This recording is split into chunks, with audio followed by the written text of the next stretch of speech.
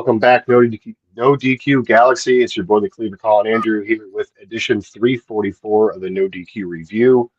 Tonight, I am joined by the elite panel of Virtue, Jeff Meacham, Noah Foster, and Aaron Rift, as always. Um, Decided to keep it as a five-man panel tonight. We got a lot to discuss. There was, 47 hours of live wrestling this past week here. So we have a lot to dive into, but first I want to go around the panel, see how everyone's doing, see how everyone's feeling. The ORM is in the building. Virtue, how's it going, my man? It's going good. You know, I like doing these shows where I don't have to moderate. While I'm waiting for my new gaming computer to arrive with great specs and my new internet to be installed, I've been using my iPhone, so hopefully I'm not Mr. Robotic. But, hey, Roman Reigns is back for SummerSlam, and we anticipated it, and we'll be talking about that. So I'm here. I'll wait for my cue. Thank you, Colin, for hosting. You're welcome. Good to see you, man. Jeff Meacham, how we doing over there in Disneyland, bud? I am ready for Thursday. It's Disneyland's 70th anniversary, man. I'm so stoked for this. I was originally going to have a prop. I have a +1. I have a date here, apparently. He's so freaking tall. I realized this guy's going to be 3 foot tall when he was ordered. But yeah, I have a +1 for the occasion. Jesus Christ. Anyway, looking forward to it, man. Like you said, we got some cool topics today. So I'm always happy to work with you, man. We don't get to work together near enough, and it sucks. So I'm happy to have you here, but I'm happy to be here with you. All right. Thank you so much for being here. My fellow Ohio brother, Mr. Foster, thanks again. You had a busy week too with all the prediction leagues and this, that, and the other. I can't wait to see where all the scores lie once you get the time to sort through all that madness. But thanks for being here. How are you, buddy? Doing well as always, Colin. It's always great to see you. Echoing the sentiments of Jeff, one Ohio brother to another, NXT bound for life with NXT UK in progress. Love. It's great to be here with you. It's great to be here with the NoDQ fam and the Galaxy once again. And you're right, between watch-alongs, predictions, and overall predictions submitted, there's over 125 plus from the 3 shows alone this weekend, not to mention TNA this coming weekend. But it's always a joy to track and encourage, and I will have leaderboard updates for the team and the Galaxy later this week, I assure you. And it's great to be back here once again, continuing what I would like to call the summer of the simple man, at least here as a participant, back on the NoDQ review. So let's go ahead and get right into it. It's good to see all you. All right. Thanks, man. Thanks for being here. And over to the boss man, Aaron Rift. How we doing tonight, buddy? Doing well. We already have a lot of super chats coming in. It is going to be a long night because we have the super chats and we have several shows to give our thoughts on and storylines leading into SummerSlam. I guess we'll start with Thai Arts and then we'll get to the other ones. Uthman sent in a very generous $20 super chat, and that's related to Seth Rollins. We'll talk about that when we get to the Seth Rollins topic, Uthman. And Ian sent in $5 about Roman Reigns. We'll save that for when we get to Roman Reigns. So stay tuned, Ian. We got the super chat. Thank you, Ian. And Thai Arts, here's an interesting one to start us off. He says, Tom Cruise should play Vince McMahon in a movie. What do you guys think about that? Yes or no for Tom Cruise? I don't think no. Yeah, that casting doesn't make sense to me. Yeah. I mean, other than, depending on who you ask, the whole Scientology thing sucking the soul out of people. I mean, that'd be perfect for Vince. But, I don't know how that would work long term for a booking. We'll see. But I wouldn't do it. I wouldn't cast Tom Cruise if I can. Yeah, I'm not sure who would be a good fit in Hollywood to play Vince. Maybe Tom Hanks? Charlie Sheen? Depends on the age of Vince. Yeah, I was going to say, I always thought Ray Fiennes would be a good Vince McMahon, personally. Not just because he's Voldemort, but like the actual look of Ray Fiennes, just regular. I think he played a good Vince, not now, but like just before the expansion, maybe. All right, let's get to the other one from Thai Arts. Thai Arts sent in $2 or €2 or £2. I never know what it is. I think they're pounds. It's pound. Thank you. Best hair in WWE history. CM Punk is his pick. I would go with maybe John Morrison. John Morrison always had a nice head of hair. Well, the slow Perfect. help with that too, to be fair. Stone Cold Steve Austin. Well, Stunning Steve had a nice head of hair. Mm-hmm. Stunning Steve did in '91. By the time he got released, it was already starting to head toward that ringmaster. Like, you needed the buzzing anyway, so it was a good thing you did. It was getting a little rough there in '95. Karrion Kross has good hair. I will say he looks better with the hair than bald. It was funny, Aaron. You put that picture up. What is AJ Styles praying for? Wrong answers only. I was going to put his 2004 hairstyle. Yeah, AJ Styles has the soccer mom hair. Right. No, good. The WWE style. There you go. That's a good point, Noah. All right, so Colin, depending on what topic we're starting with, we could go to one of those super chats, but I have a feeling Roman Reigns is going to be the main event. So Ian, you might have to wait a little bit. Oh, by the way, Ty Art sent in another £2 super chat. Says Charlotte Flair versus Rhea Ripley 3 should main event a WrestleMania. Well, Jeff, you're a big Charlotte Flair fan. What do you think about that one? Yes or no? I was at the one at WrestleMania here in LA. I'm all for that. They should have been main event. If the Usos and Sami and Kevin weren't the main event that night, Charlotte and Rhea definitely deserved it, and they definitely earned it with the match they had in the semi-main event that night. So I say yes, 100%. I mean, if Roman Reigns is busy with something else and he doesn't have a WrestleMania match and they need somebody in that spot, I think that would be a solid decision. Yeah, if they're looking to not necessarily have Roman as the main event, then Charlotte Rhea is a hell of a plan B for me. All right, there you go. All right, Colin, I'll throw it over to you now. Ty had another one. Are we saving that one? The best match of the century so far? Are we saving that? Or oh yeah, I didn't get to that one. Let me. How did I miss that one? Okay, Ty Art sent in a £2 super chat, and then Psycho Jet Black will probably show up here in a few minutes. So yeah, you see how this is going. Ty Art said, "What's the best WWE match of the century so far?" Man, that is a tough question to answer. I'm gonna say Roman Reigns versus Cody Rhodes because it stands out the most to me.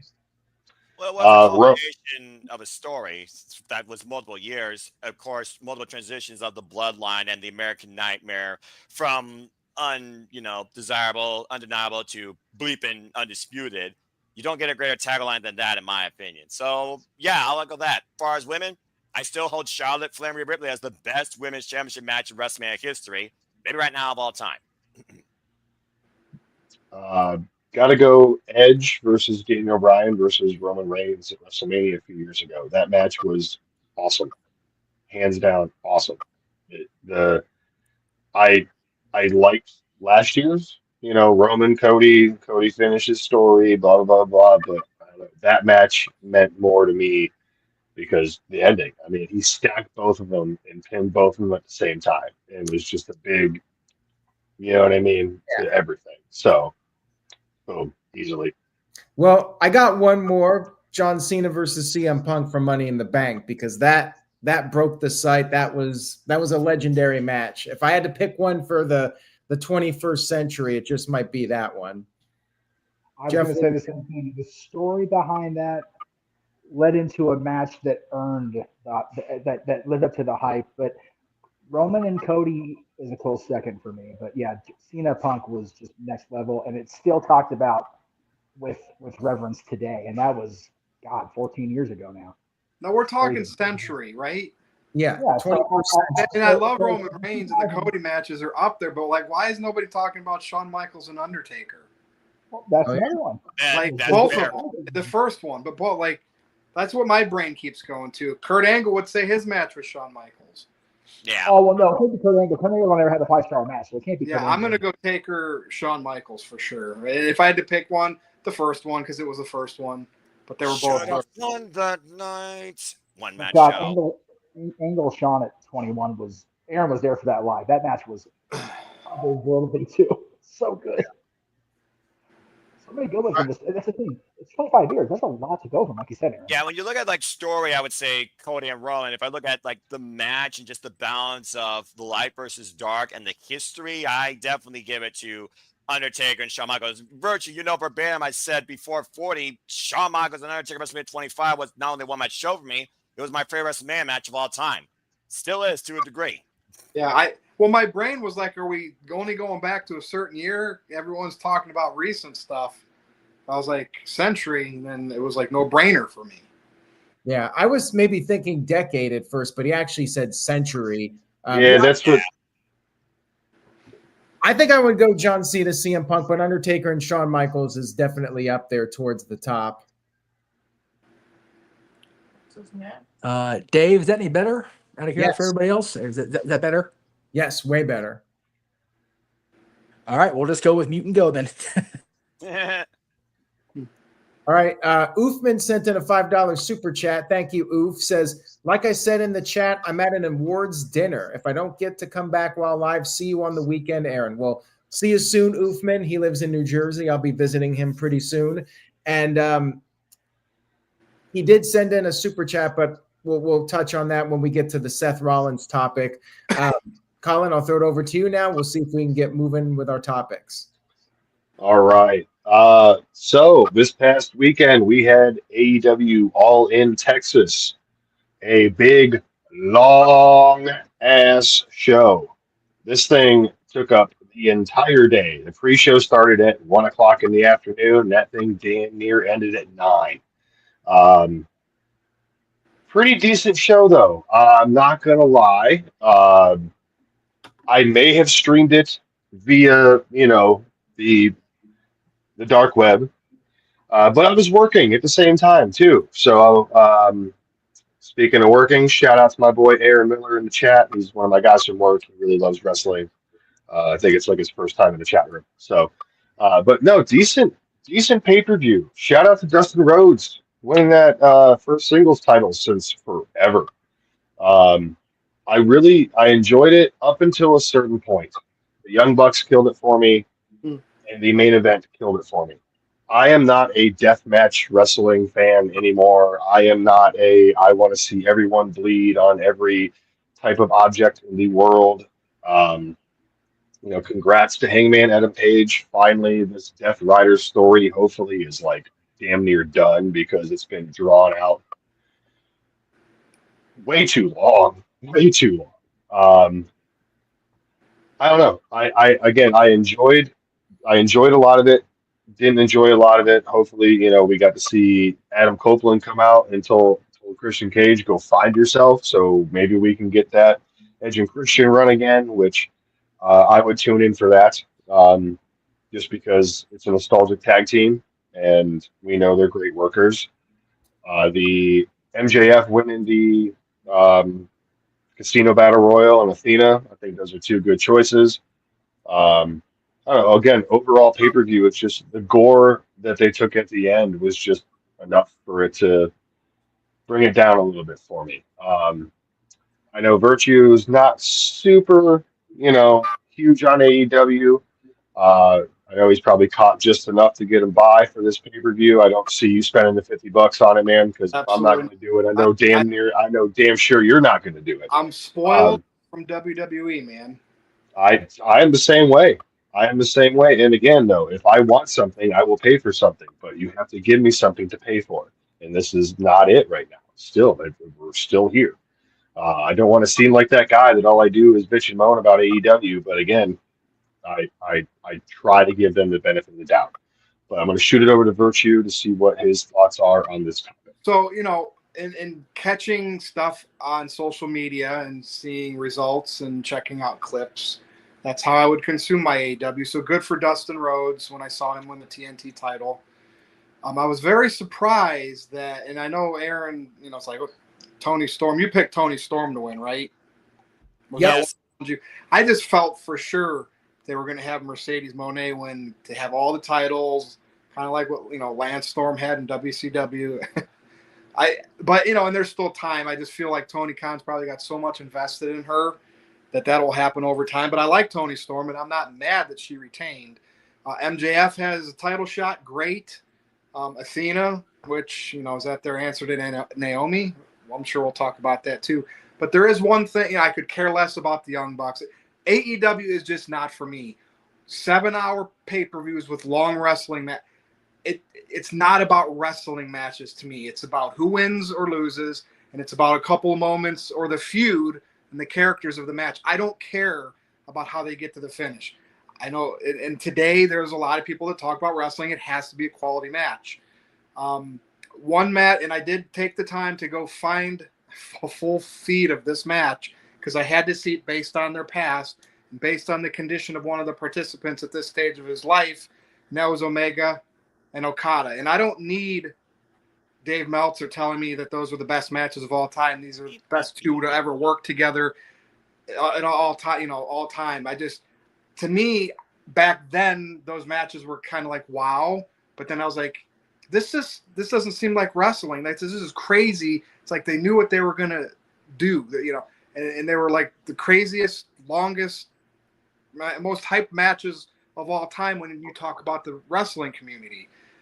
This one with Omega and Okada to me was better than those because I'm about real life and what and everything Omega is going through just to go out there and perform in front of fans. We've seen this with Brock Lesnar in UFC. Somehow he bounced back from it, came back and even had a longer wrestling career. That's why I loved Shawn Michaels and Stone Cold so much from WrestleMania 14. Wasn't a great match, only about 15 minutes long, but Stone Cold was coming off the broken neck and Shawn Michaels had a bad back.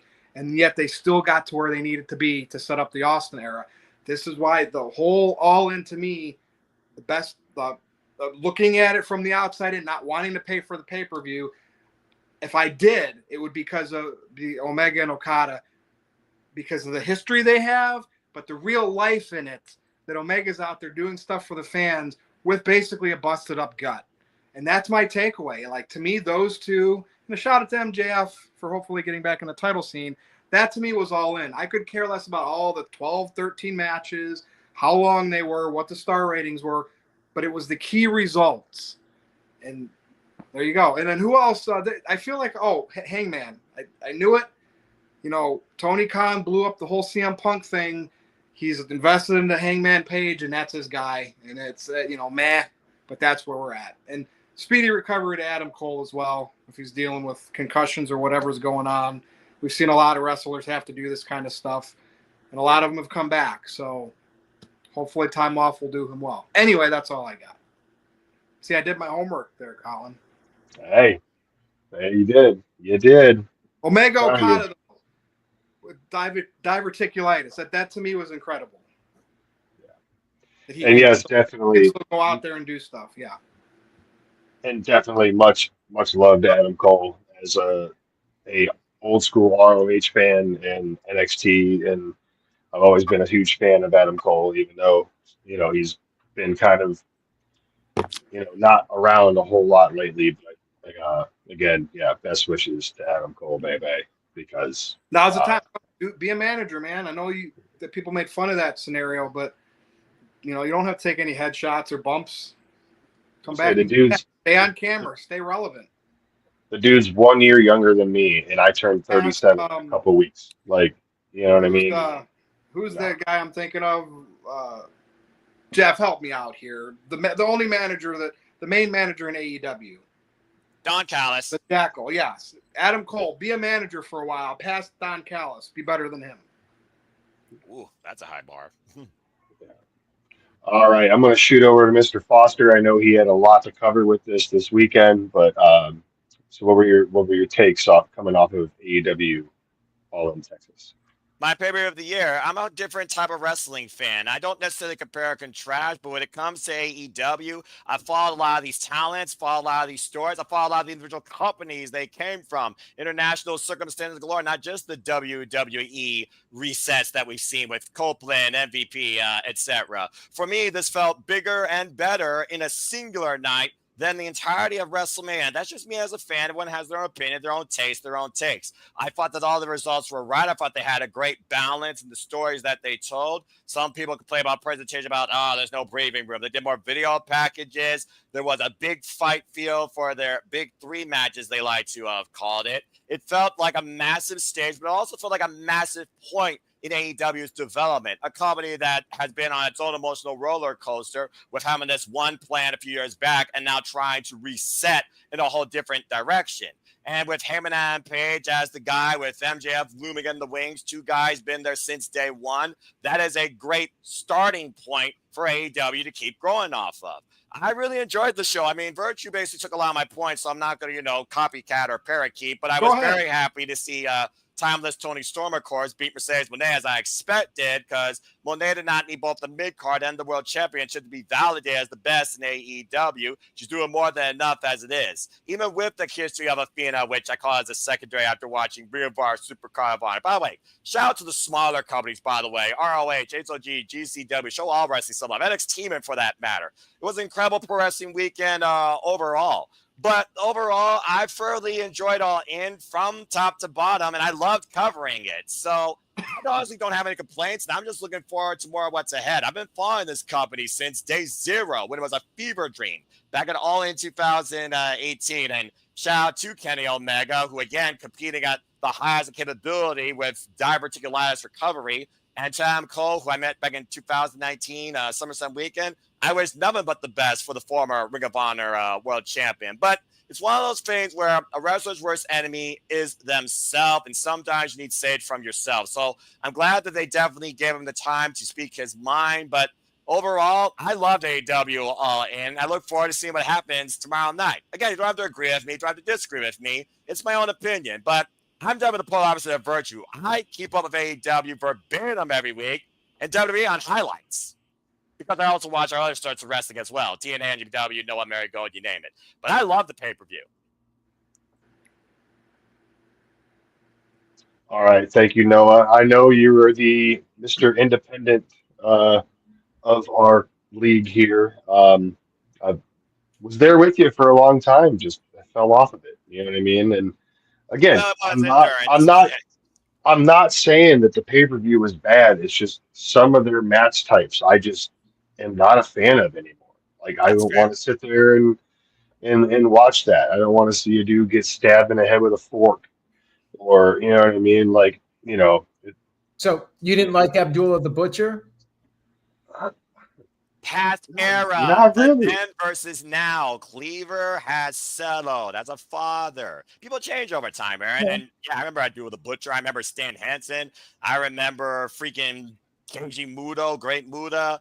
Again, I've been a fan of this business for generations, but more so of everything else outside WWE presentation post 2000s. No, again, just like Noah said, like we talked before, like when I was younger, I was all about this. It was awesome. It was sweet. But then getting older and your kid walks in the room and you're like, oh shit. And you got to turn it off because some dude's getting blasted in the head with a pizza cutter, or, the next thing you know, they're seeing Domino's commercials, or, glass bottles. Up on that spot. That's hilarious. Oh, it's such a good spot though. I mean, the logistics of it happening is once in a lifetime, and it happened. So, yeah. It's just that, or you had a real smart ass in the trucks. Like, I know what needs to happen right now. Like, but still, I know. Again, thanks for your thoughts on that. Jeff Meacham, over to you. I know you sent us a message earlier that you just got to rewatch the Moxley Hangman match, and so what's your thoughts on it, homie? Yeah, I got to watch. Jesus, close up. Hi. I got to watch just that match. That's the only match I've seen so far from Saturday. Period. Like the whole day. That's the only match I've seen from the whole day of wrestling. And I wanted to see how that story resolved, because I was invested in how it began, because I've not watched AEW since Moxley became the champion. I was very invested in Bryan Danielson as world champion, and it came to an abrupt end, and I wasn't a fan of it. So I haven't liked what I've seen on the feedback from the Death Riders. So I kind of purposely tuned out. But I watched that match, and yeah, it was a lot. And even JR and Tony on commentary, Shivani on commentary, were like, man, we're 7 minutes in, and both guys are bleeding like stuck pigs. Like it was a lot. And I'm not a deathmatch fan now. I really wasn't even during the Attitude Era when Colin's talking about Colin are the same age, I think. So I mean, it was okay in the doses we were given it in the 2000s, but now it's just like oof, it's too much. And 7 hours is a long show, even with pre-show kind of that's that's a long day. I was at Revolution and I did enjoy being there. I think I enjoyed AEW more being there than I do watching it on television. And yes, Colin, much like you with the world title match, I kind of dark webbed it on the way here actually today. I mean, I don't know. AEW had to hit a home run Saturday because they were counter-programmed to death. They had to. And I think they did. I think the AEW hardcore fans enjoyed it. I haven't heard a whole lot of negative feedback about the show from their audience and even from the people that are just, if you're going to be a true, like, I hate AEW, then you're going to hate it no matter what they do. Like, if Right. Aaron has the unfortunate task of watching it because it's his job. And, sometimes hate watching goes along with that because it's so bad. I didn't see anything bad from All In personally. And much like you, Colin, shout out to Dustin Rhodes, man, coming into a bad situation with Adam Cole. And I feel so bad for Adam, but Dustin Rhodes' first singles title, God, it's got to be since he was the Intercontinental Champion. I don't think he won any singles titles in TNA. Yep, that's correct. And look, shout out to Dustin as well. Hardest work of the weekend, 3 matches in 48 hours. And Dustin's like, Dustin is what? He's in his 50s, isn't he? He's in his 50s. God, 52. And he's wrestling 3 matches in a day. God, dude, he may not be the young pup anymore, but he's still the natural. I'll tell you what, dude. Big props to Dustin. It's one last ride. It's far from over, Jeff, and I love it.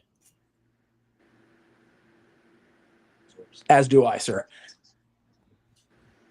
All right, Aaron, I know you covered this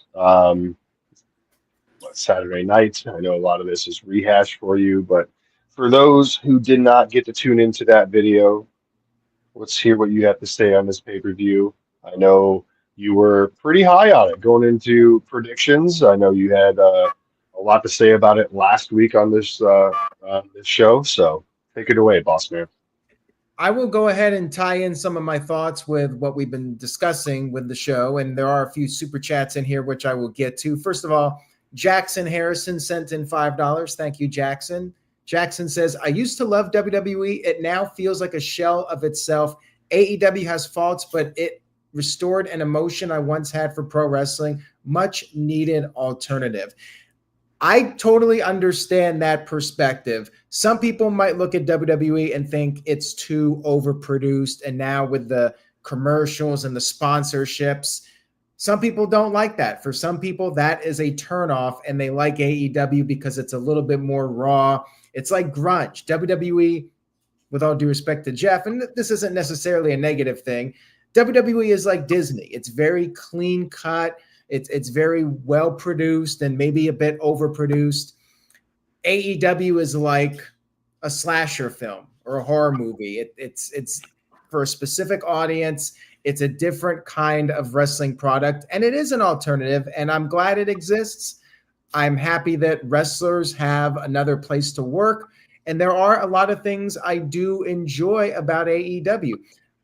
As with life, I think that you need a balance, and you don't want to go in any kind of an extreme one way or another. And I feel the same way about my entertainment and my wrestling. I don't want too much of any one thing. I don't want too much violence. I also don't want it to be too squeaky clean. I need something like right in the middle, a nice balance, a little bit of everything.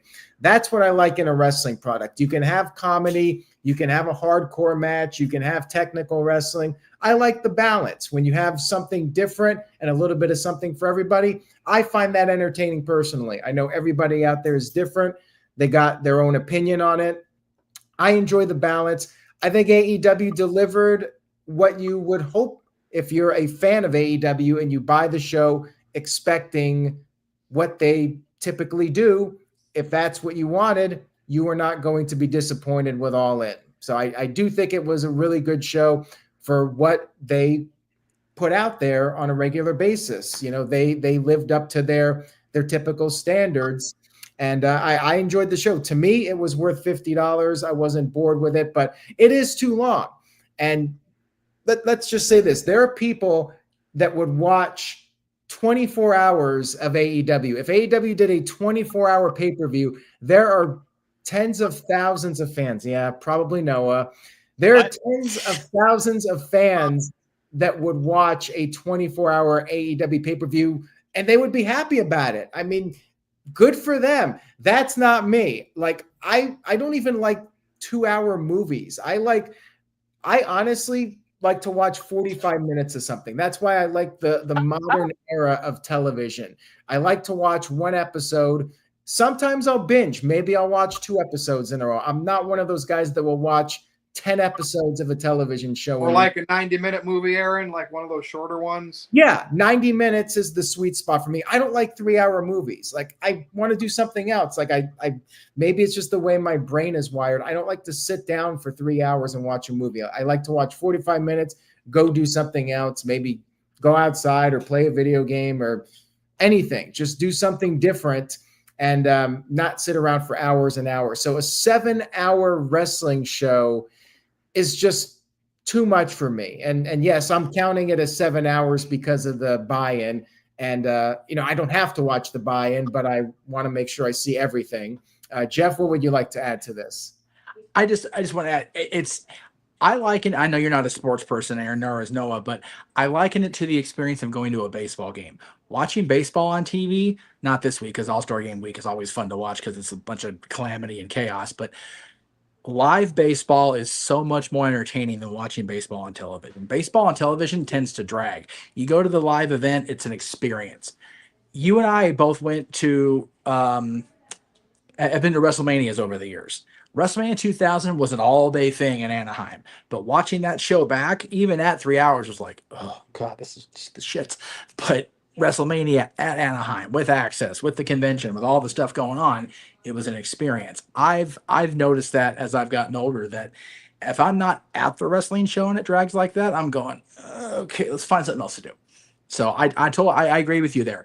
But like the chat room said, variety is the spice of life. There was a lot of variety on Saturday, not just from AEW, but in general. So I found the weekend, had I not been working for this guy for 2 straight days, I probably would have enjoyed more of the shows on TV, but didn't have the opportunity. I will try that in the future if he ever gives me a break on a weekend. Balance, Jeff, balance. That's right. Roger B sent in a $2 super chat. Thank you, Roger. Says, love that AEW stuck its chest out. All In was dope. Well, I applaud them for going the extra time against Saturday night's main event. Like, I thought that was a good move by them to stick it to WWE. But generally speaking, I would prefer these shows to be 3 to 4 hours, no more than 4. And I would like them to be earlier in the day. I will say the show being earlier helped me get through it. Like, if it was 7 o'clock to 1 or 2 a.m., nope. I don't even know if I would. That might be my breaking point, like where I don't cover the show. Like, if they start going into 1 o'clock, I might just be like, I'm not doing this. It's too much for me, because by the time it's midnight, and yeah, I'm old. I admit it. I'm 42. At midnight, I'm done. I don't want to be watching wrestling. I do the streams. I enjoy the streams, but I would much prefer to be doing them at 8 o'clock, 9 o'clock, and maybe 10. But midnight, 1 o'clock, that's not what I want to be doing. It's just too much. I have my breaking point, and I want to get some sleep. But just sleep. I'm kidding. I hear you, Aaron. I think that's the reason they chose to do Texas, because I think they wanted to go all out at All In at an earlier time to make sure that everybody in our time zone, for example, can go back to bed. I mean, I'm 33. I'm crazy. I watch New Japan sometimes. Wrestle Kingdom G1 Climax, and that's on in the middle of the night. But even I wouldn't have done All In if it was 7 to 2 a.m. because per hours of passions. You got work or obligations the next day. You got to be mentally ready. But I think that they found a nice spot if this is a one-time thing. Because to your point, the pay-per-views previously, they only go up to 4 hours, actually. Psycho Jet Black sent in a $2 super chat. Psycho Jet Black has arrived. Yes. Psycho Jet Black says, imagine watching a 24-hour PLE with Austin Theory. Well, you better be eating a lot of you better be used to eating a lot of eggs and protein shakes, whatever Austin Theory has. You're not going to be having that Little Caesars pizza with your 24-hour pay-per-view. That's for damn sure. Probably not eggs here, and they're being tariffed right now. Oh, yeah. Well, Austin Theory can afford it. 24 Friday would be fun, though. Thank you for that, Psycho Jet Black. Ty Art sent in a 2-pound super chat, says Cope, Cena, AJ Punk, Danielson, meh returns. I disagree about CM Punk for sure. John Cena, I'm enjoying the heel John Cena. I've said this, like it's been fun. It's better than nostalgia John Cena. Yeah, maybe the heel turn could have been Hollywood Hogan-like, but I've been enjoying it.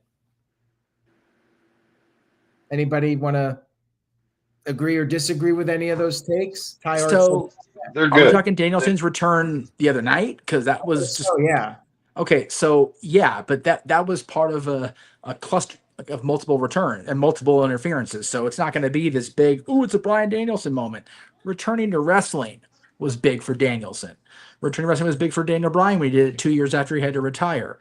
AJ Styles returning, like AJ Styles returned when? When did that happen? He was gone because he got hurt at the Rumble. Okay, well, like it's I'm not sure what his bitch is. It's like okay, Adam Copeland returning the other night was cool, but it wasn't the Royal Rumble 2020, or it wasn't. Oh my God, we never thought we'd see this. You know, not every return from injury or hiatus is going to be this big, like, oh, wow. Like, granted, Roman Reigns had a big one last night, but you know, again, he ran in and speared people. That's what Roman Reigns does when he comes back after WrestleMania. It wasn't like it was going to be the next, like, oh my God, this is an industry-changing moment. Like, how about we pick our bitches and pick our battles about bitching about stuff? Oh wow, there you go, hot take from Jeff. Well, I mean, Danielson's return was the equivalent of the Undertaker showing up and choke slamming The Rock. Yeah, at WrestleMania. Darby, I still don't understand why he returned yet. I thought the video package from Mount Everest was kind of stupid. Like, you filmed that months ago. Why wasn't that shown ahead of time? Like, why wasn't that shown ahead of time? Because we all know you're not up on that mountain anymore. And that plays before he comes down from the ceiling. And then you got Daniel Bryan looking like Blue Blazer with the mask on. And it was just, you know. Blue Panther, actually. Okay, whatever. You know, this is my take. Yeah, but again, I thought everyone's return played their own significant role. So thank you for the $2. There you go. Jeez. All right, we got some more here. We'll get to these. I'll answer this one because I don't think any of you have watched both shows, to my knowledge. Maybe you did. I don't know. What's better, Breaking Bad or Better Call Saul? They're very close to me, basically tied. I know my wife likes Better Call Saul more, and I know quite a few people that do Saul more. There's a reason she likes Saul better, to be fair. Well, she's listening right now, so. I know she knows why. Well, like, you know why you like those shows? And I've only watched some. I haven't watched all of them. Because they're great writing and great characters. And that's what we talk about wrestling. Sorry, Noah. I know you like the in-ring work and the matches, but we're talking about two all-time legendary shows because of writing and characters. No, that's fair. Again, different aspects of the business for everybody. Those matter to me too, just not as much. Now, and Aaron, would those shows be examples of shows you would binge, or would you still only do one or two of those and then take one of the few that I binged in the first run? I was hooked. I was going to call you on it. So yeah, Breaking Bad I would give the slight edge to, but Saul is an excellent show if people can get over the fact that it's a little bit more character driven than action driven. So but that's what makes it great. Yes. Psycho Jet Black sent in a $5. Here we go. Here we go is right. Mickey Mouse staring into your soul is still more over than Austin Theory. Let's get a close-up of Mickey Mouse. So we got $4 total Theory is made, or how much are these super chats he's spending for Austin Theory's name? Austin Theory. There you go. Mickey Mouse staring right into your soul. Hold on a second. Hold that shot, Jeff. There we go. Will WWE book NXT shows during all AEW pay-per-views from now on? That's creepy. If they do a Mickey Mouse horror movie, You got the eyes down right there. They're doing Steamboat Willie. Those They did already. Yeah. They did. The remake. Child gets No, sucked no, in a black hold and on. white So- as film. soon as those became public domains, these horror. Seriously, Virtue. The minute he became public domain, man, the horror people were on that. Winnie the Pooh got it. Winnie the Pooh, Blood and Honey was actually not as bad as it could have been. I'm not gonna lie. It The was actually second pretty movie decent. was better. The first one was eh. Yeah. So I'm not seeing the Mickey one yet. I can't watch it. I can't. WWE booking NXT shows during all AEW pay-per-views. It looks like that's going to be a thing now. Heat Wave. It's smart business. I would do it. I mean, I would do it in a heartbeat. It gives more options at a singular time. I mean, I'm fine with it. I'll watch both. Here's the difference, though. Vince in the 80s was, goddamn, he's all out of alignment now. I mess with him. Vince doing it in the 80s against Crockett. Like, Crockett didn't have a prayer because there wasn't enough money to keep going. As long as Tony's got his money and Papa Sean, listen to me. Papa Sean's money. Jesus Christ, don't mind me. I'm exhausted.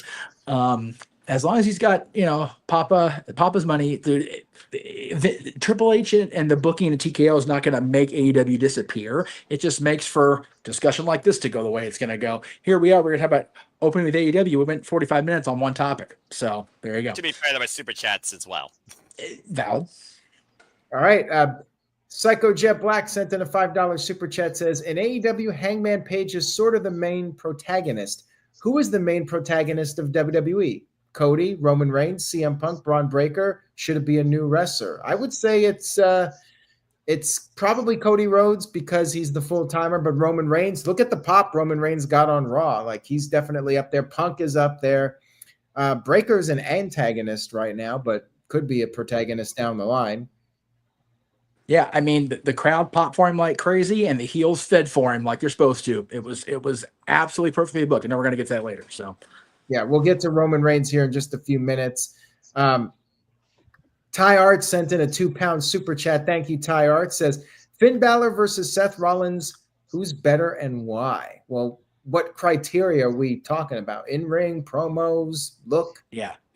That's more than a $2 or a £2 answer. I mean, I would say Seth Rollins. Rollins. Blowing your shoulder out, Finn Balor's better. At blowing your knee out, Seth Rollins is better. There you go. Perfect. But no, I mean, truthfully, between the two, based on WWE booking, I mean, Rollins, he's basically Triple H's golden boy. So he's got the better moments, and nothing against Balor, but for Balor's, you got to dig a little back in the indies and Prince Devitt. Yeah. Balor is the better Rollins back then, but Rollins takes the cake for a career in WWE, definitely. Yeah, Balor's better indie booked. Rollins is better Ring of Honor booked. Rollins is better booked in WWE. Simple as that. Yep. All right. Colin, are we talking about Evolution at all? Are we talking about Rollins next? Just a real quick, because it was a big shocker. Naomi cashed in Money in the Bank during a really great match between Iyo Sky and Rhea Ripley, completely out of nowhere, because it's been how long since we've seen a Money in the Bank cash in from one brand to the other? It's been a long time. It was very shocking. To me, I never expected anything like that. Maybe SummerSlam, like everyone else thought. Just real quick roundtable, and then we can move on to Rollins. Again, it was a huge moment. No one called for that. Meacham. I'm happy for Trin, man. Long overdue for her to be a champion WWE again, and I'm looking forward to reigning as long as she can, man. I am so glad. Very happy for her, both character Naomi and for Trinity. I love her, so I'm very happy. Yeah, again, I'm happy for the girl. I mean, I've never really felt the glow. You know what I mean? I saw potential in a person, but the gimmick I just could not get behind. And when she went to TNA and did her thing there, I was like, all right, this is what she should be doing. And she came back to WWE doing the same old shtick of, I got glow sticks everywhere, and that's it. Like, I feel she's really coming into herself with this, and good for her. So, Mr. Foster. Well, she found that boost of confidence as Trinity in TNA, and she came back to WWE thinking that she could finally do things formally as what she once was. She figured out it didn't work, and then she finally found herself through this heel dynamic. The moment itself is special, not just because it's a different brand, but honestly, that was the women's WrestleMania. That was her catch-in of the century, not only on her career, but honestly, I think in the history of women's Money in the Bank. So for me, it was incredibly special and well-deserved, and I couldn't think of a better time for that to happen for Naomi with this new dynamic. Subtle promo hit about you didn't like the glow so much, but you like this. So reference to her past, I thought was a nice touch. So extremely happy for her, and an incredible moment at Evolution for all three of those women. And of course, now we know all three of these women are going to make another moment. We got the triple threat match at SummerSlam. But I'm extremely happy for Naomi, and I hope that she gets a good long run out of it. Maybe it's some foreshadowing for simply predicting. All right, Senior Virtue. All right, so I'm going to be that guy, not dissing on Naomi whatsoever, kind of praising her here. Mercedes Moné, I mean, you have all those titles. You still don't have the AEW women's title. Naomi came back like a good little trooper and got her moment, and that's all you had to do. But your ego is big. You think you're better than any of the other women, and, you're out there getting all these titles, but they're not the WWE Women's Championships or World Championships. And, Naomi went back, and look what happened, Mercedes. So I had to mention that because that's where I get most of the chuckle over. And she don't need 7 titles. Like, you know what I mean? It's not about that. She's got one of the 2 main titles in WWE. A nice Owen Hart gear tribute. I love it. And, hey, Aaron, maybe she can join the Bloodline now. There you go. Yeah. Still holding out for that. Bloodline. When's it going to happen? I don't know. Yeah, no, wonderful take there. I love it. I love that you had to bring up Mercedes because I mean, sure, she's got all those titles, but they don't mean anything. Half of the community don't even know what that company is that she's holding. So is one of those the TBS title? Does she have? Yeah. TBS Yeah. title, There you Pro go. She got Undisputed that one. British Championship, CMLL Women's World Championship. And like I said during the call, it's about the quality versus the quantity. She wanted the one belt that mattered more overall, and she failed to get it. Naomi has one of the top 2 women's championships in WWE. I think we all know who got the better end of the stick right now. Yep. All right, over to you, Aaron. Not much else to add to it. I think it's a great run for her in WWE. The heel turn has worked out nicely for her. I love the character change, and I think she's doing some fabulous work. And we got a couple of super chats in here. Iyo Sky is also being praised in the chat room. City by the Bay sent in $2. Thank you for that. Says Iyo Sky may be the greatest female talent I've ever seen. I mean, she's up there for sure. Jeff, you're kind of shaking your head. What do you think? I think she was a good champion. I'll even say she was a great champion, but she was one of the people that I noticed in the last year or so that I felt like the WWE females were trying too much to look more like Cirque du Soleil than wrestling. She was definitely one of the more guilty parties of that, from my perspective, watching the last year or so. Like I would see some sort of what seemed like a hiccup almost every time she was wrestling until about 2-3 months ago. Fair enough. This guy Experience sent in a $2 super chat. Thank you for that. Says, I'm so glad to be wrong about Naomi's Money in the Bank run. Well, there you go. I mean, we all had our doubts, like, would she be able to capitalize on it? But I loved her promo on Raw. I think she really stepped it up. And she's been able to put herself at the same level as some of the other top stars in the company, whether it's Rhea Ripley or Iyo Sky or Becky Lynch. I think she holds her own as a top tier star. She's come a long way from the Funkadactyls. I'll give her that. I'm so glad there hasn't been a women's Money in the Bank holder that hasn't had the Corbin curse yet. I'm so grateful for that. Don't jinx it, Jeff. That's right. Psycho Jet Black sent in a $5 super chat. Here's an interesting one. Virtue, do you have a giant Mario stuffed plushie or that custom Roman Reigns title that they're selling on WWE Shop with his face on it? Are you going to buy that replica? No, I'm not going to buy that. Not even in support. I have a mushroom plushie thing, like one of the power-up mushrooms you get. That is it. I don't You have would support Roman Reigns by buying that title.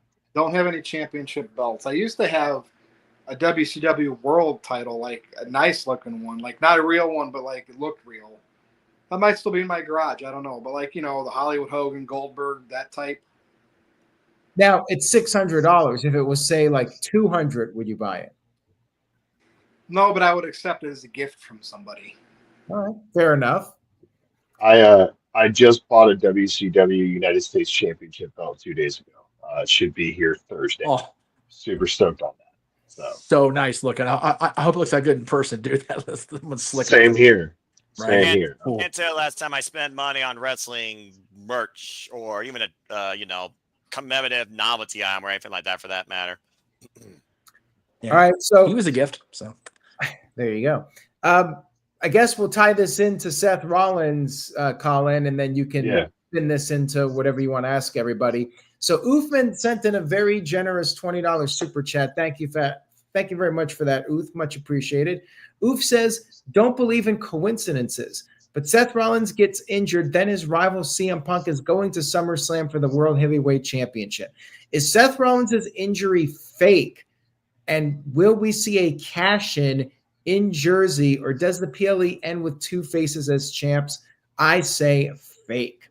I've seen a lot of rumors, Colin, about Seth Rollins, and people are wondering, is this a work? Did he really get hurt? Is he going to cash in at SummerSlam? So, Colin, I'll throw it over to you now, and we can discuss Seth Rollins. Go ahead. Who knows at this point with Seth Rollins? We all know he has history of knee problems. He's done this before, but it was not a joke.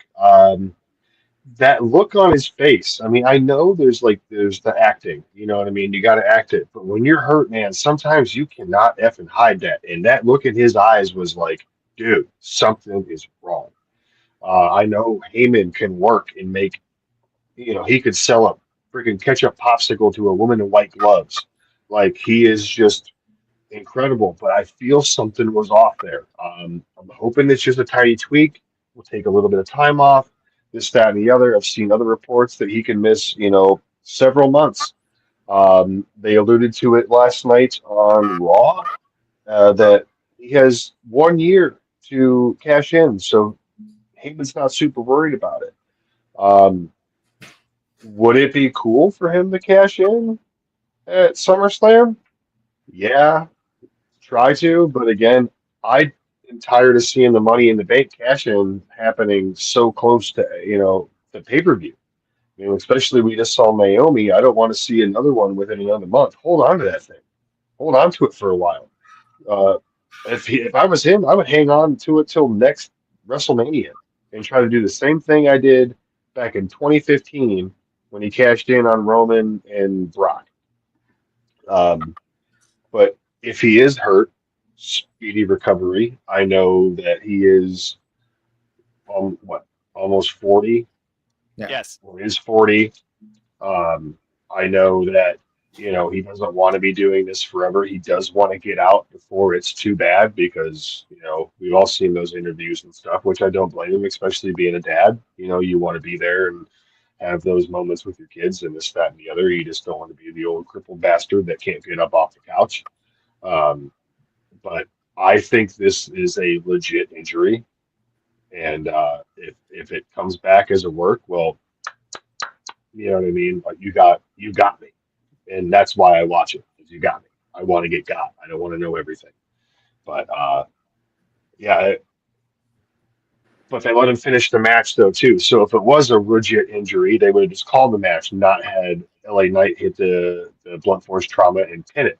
So that had me a little bit like, well, if it was a legit injury, they would just call the match, have him stretchered out, call it a day. So I'm very torn, but I guess we're just going to see as reports release and as things go over the next couple of weeks. But what's everyone else's take on this situation with Rollins? I'm going to pass it over to Noah.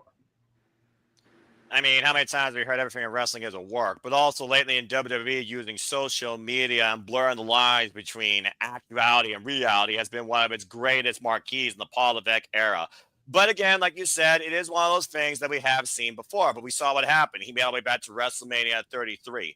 But it is interesting that he currently could be out of the picture and no one won. Spoiler alert for Monday Night Raw, folks. CM Punk is challenging Gunther for the World Heavyweight Championship at SummerSlam after winning last night's gauntlet. It is one of those things in the history with CM Punk starring in WWE with Seth freaking Rollins. Be a cool moment if it leads to Seth cashing in. If CM Punk wins the World Heavyweight Championship, not saying at SummerSlam, but we're costing him. We get a triple threat situation. Sticking him makes his promise again that he never becomes champion. I think that'd be a really cool touch and a huge work. But also, like you said, we're not doctors. But again, do they expect that he exaggerated maybe a previous injury that went through surgery and they wanted to preserve Seth Rollins for a bigger moment at SummerSlam? Or did they legitimately get hurt to just decide to fast track the match instead of put up the X, to your point? It's one of those things where speculation versus actuation is the story of the business. You know me. I don't read notifications, file dirt sheets. I barely look at anyone's analysis as far as this happened to this guy. I know a thing or two. I have a degree in medicine.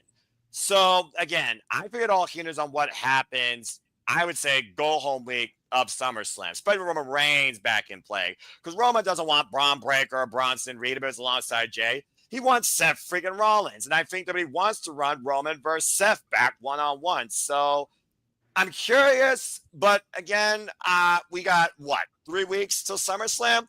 And it's literally the biggest SummerSlam ever in WWE history. Something big has to go down there. And Seth screwing CM Punk again for a world title, or Roman finally getting the better of Seth, or building Seth versus Roman. That's what I hope to see. But hey, suspension of disbelief has me interested, to say the least. And that's what I was hoping that we were going to see at SummerSlam was Seth versus Roman. But we'll get to Roman here in just a little bit after we finish this topic. Over to Virtue. So you always assume work, but watching those replays of the springboard off the top rope, and then he did the senton and bounced back up before the lion salt. Just that at one point that leg looked jacked, and it would be weird that they would sacrifice him being billed for SummerSlam just to have him come out as a surprise when fans are going to talk about, hey, he's going to come out as a surprise because he's holding the Money in the Bank. So I feel like this one is legit, and the timing of the rest of the Saturday night main event was off, especially how it went off the air. And LA Knight was kind of like, you could tell, like it felt real. So if it was a work, everybody played, even the TV production crew, everybody played it to perfection to make it look like a work. Like I said, I normally go in thinking that, but I feel like this is legit. But is it as bad as like WrestleMania 33 time? Or he had a bad knee going into WrestleMania 40, I think, wasn't it? The tag match? Yes. But he's still kind of, if it's like that, then we could see a cash in, or we could see him still showing up and doing stuff. But if it's as bad as before, he's going to be out a while, surgery, all that stuff. But we haven't heard anything yet, so I think they're holding out. Dun, dun, dun. To be continued. Yep. Again, yeah. If it, like you said, if it wasn't work, everybody there deserves an Academy Award. Yeah, really. That Right. was, yeah. Because I mean, the Emmy. I mean, again, Eli Drake has been doing this for how long? You know what I mean? LA Knight, whatever you want to call him. He's been doing this for how long? He knows. He's a professional. He's a workhorse. He knows, and for him to act like that, yeah. I mean, I agree. But hopefully it's just something minor, and we can get right back to the game. But I'm going to bounce it over to Meacham real quick, and then we'll have Aaron run clean up at Super Chats. Yeah, whatever happened, it looks like it was more than just a work. And I hope I was talking to my dad about this last night before we went off to our various spaces. If it is legit, hopefully it's something they can work through quickly, because Rollins, particularly that knee, not a good history. That was a knee he tweaked against Kane over in overseas. That cost him the championship. That's the knee he messed up going into the match with Hunter. And I'm pretty sure it's the knee that led him to take the time off after WrestleMania 40. So that knee does not have a good history, and hopefully it's something that just got tweaked more than actually like legitimately long-term out forever injury. But to Heyman's point, he's got till June to cash in the briefcase and the contract. If it is legit, he can still be a presence on television and just hover with that briefcase. Or better yet, take Rollins off TV, but leave the briefcase with Heyman like they did last night. And then you get a situation where you know that his aura is there. So when he does come back and cash in, it's like, oh my God, it was right underneath our nose. We didn't even realize it. Now, if he comes back in 18 days and cashes in on Punk right after Punk defeats Gunther or during the match, cool. I'm happy with Rollins as a world champion. I love Seth Rollins. But there's a lot to think about, and it is a great gotcha if it is the case. Colin, you brought it up. You know, I watch this stuff for gotchas. Like I'm a fan because I'm able to suspend my disbelief. I'm able to buy into what I'm being sold. That's what wrestling's all about, man. It's all about the story and buying into it rather than just the in-ring. And Seth being injured or not is a great hook for a long-term fan because you don't know. Yeah, especially in these days that we know every single stinking thing that's happening in the industry. You know what I mean? It's all over, all over Twitter or NoDQ.com or wherever you get your insight from. Things are just everywhere. So right now it's one of those things like it's nice not knowing, but at the same time you don't want to wish ill on anybody. So thank you all on this. I'm going to pass it over to Aaron to round out this topic, and then we will get on to the main event, which is the return of Roman Reigns. As Virtue said, it seems like WWE really went out of their way to fool people if this was in fact a work, and I just don't think they did. Based off of everything that played out, it seemed like a legitimate injury. I hope he's back soon, though. It would be strange to me to work everybody and not do Roman Reigns versus Seth Rollins at SummerSlam, and this will tie into the return of Roman Reigns, I'm sure. I was thinking it was going to be Rollins versus Reigns. That's the heated match coming off of SummerSlam, or WrestleMania, I should say, leading into SummerSlam. I was expecting that match, and why would they not do that when they're trying to fill up that stadium? You want the biggest match possible for Roman Reigns. So why would they sacrifice that just to work everybody for a Money in the Bank cash in? It just seems odd to me. Now, I'm hoping Rollins will be all right and he'll be able to come back, and I'd love it to be a work and he's not actually hurt. And if he is hurt, hopefully it's not something that's going to keep him out for too long. Regardless, we definitely want to see that Roman Reigns and Seth Rollins feud that has been brewing for years now, and they did that big angle at WrestleMania, and people want to see that match. So I would not hold off on it. Like, you want that at the stadium, you want that at the big show. We'll see what happens with Rollins in the coming days and what information is released about that. But yeah, a lot of interesting reports out there about Seth Rollins, and I'm gonna lean towards it is legitimate until he shows up and makes an appearance. But then, of course, if he's not hurt for that long, they could always say, oh, look, we worked everybody, really actually wasn't hurt. Even if he was just slightly hurt, they can have him come back and be like, oh, yeah, we worked everybody. So we'll see what happens. Ian sent in a $2 super chat. Thank you, Ian. Says, does Virtue believe Braun and Bronson are AOP 2.0? Yeah, didn't you say something about that? It's like,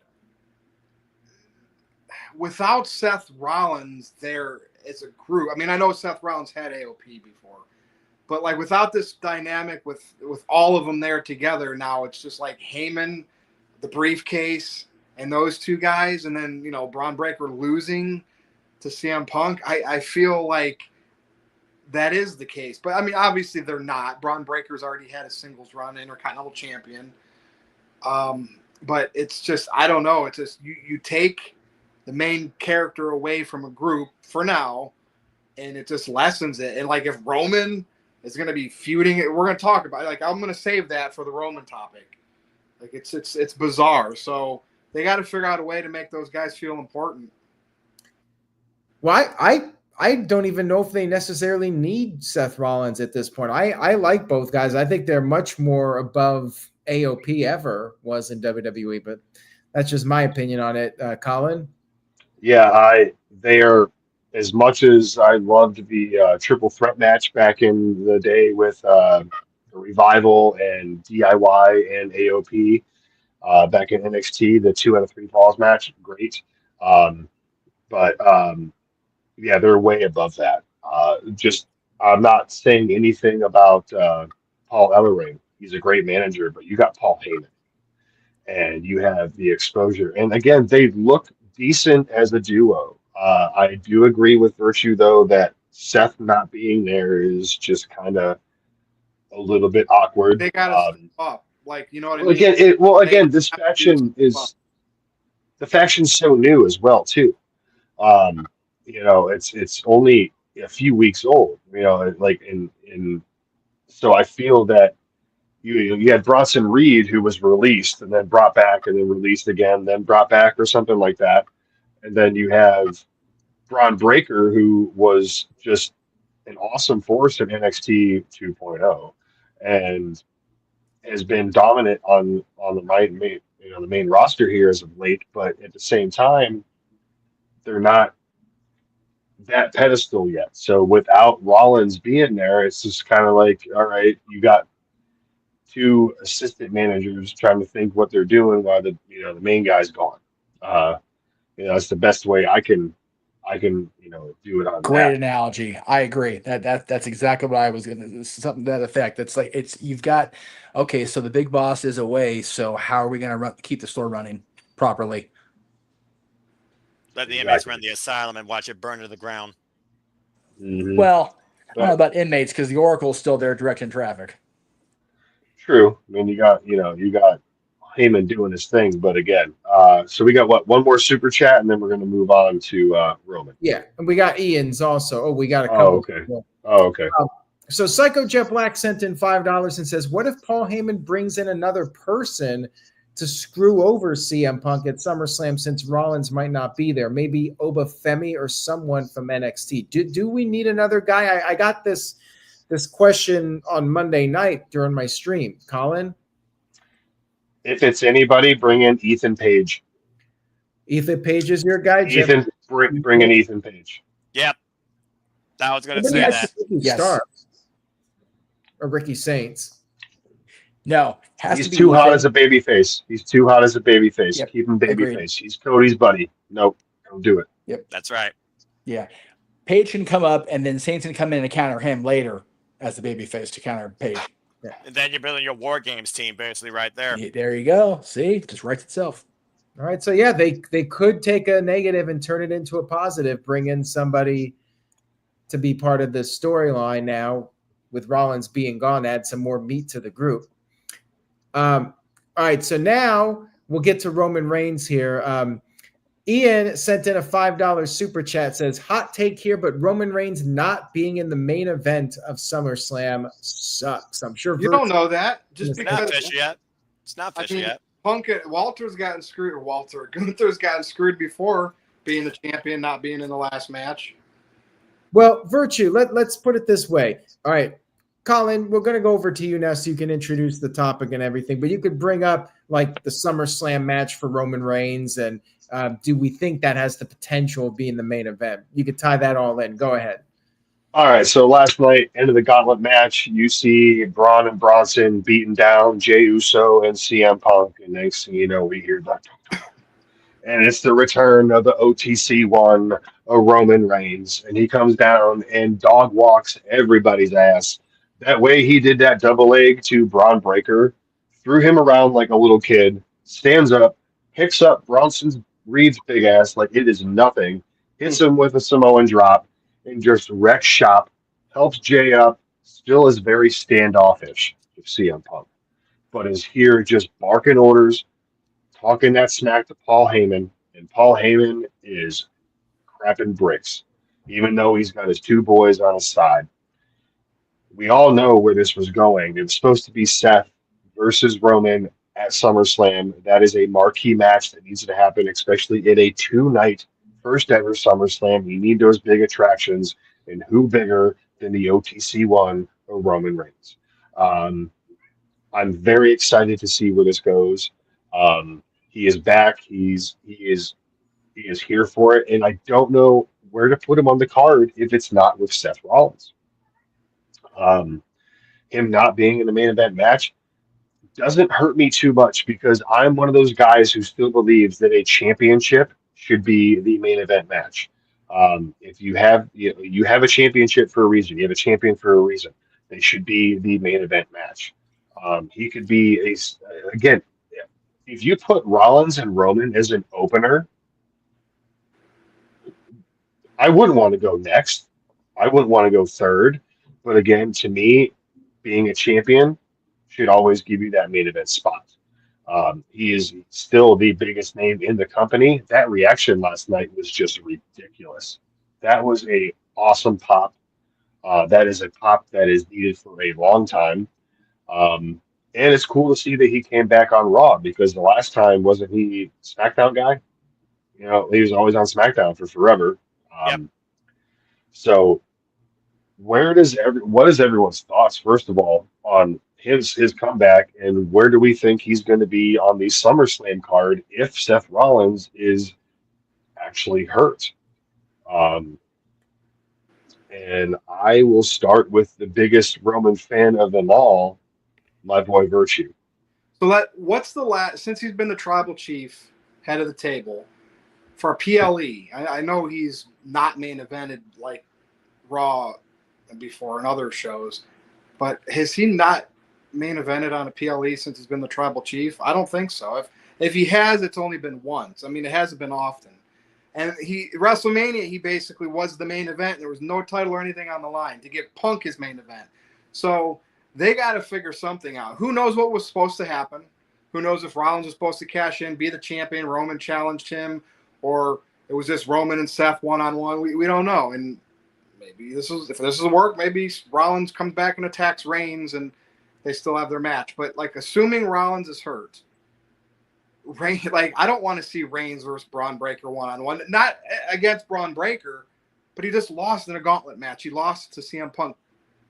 Like, it just would not make sense. Like, why would Roman waste his time? And then a tag match? So what, Jay and Roman versus Bronson Reed and Bronn Breaker? Like, that just doesn't do it for me. You almost need to bring, like, a Brock Lesnar back or something. So does Roman get inserted into the Punk and Gunther match for the title? And then if Rollins is okay cashing in on that match, that would be even bigger. So I got to see how WWE navigates this, because you can't have Roman Reigns as the original tribal chief, head of the table, and not put him in the main event. I don't care what any marks say or, the championship matches should be. Roman Reigns is the main event. He's been that way for pretty much his whole career, but definitely since 2020.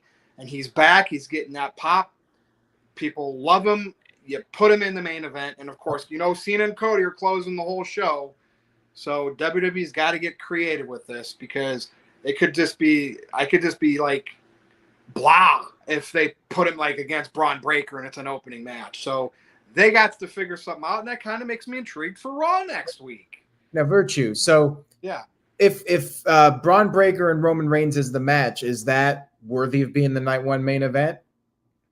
No, because it should be because of Roman Reigns, but Bronn Breaker losing to CM Punk and then just getting a match for revenge. Well, he did beat 3 guys, but you didn't beat CM Punk like that. That just ruins it for me.